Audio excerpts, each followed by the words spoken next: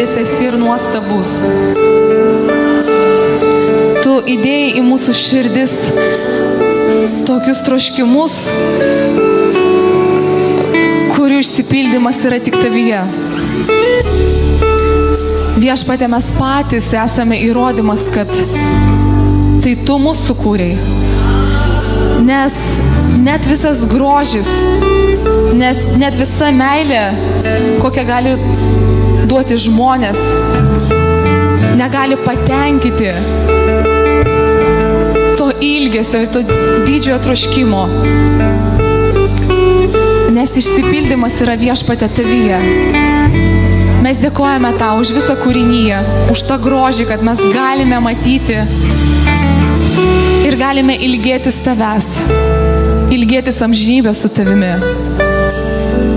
Mes dėkojame tau už tą ilgesį, kurį įdedi į mūsų vidų, už tą didelį troškimą. Nes mes žinome, kad mes sutiksim tavyje, Viešpatie. Pažinsim taip, kaip čia žemėje dar pažinti negalime.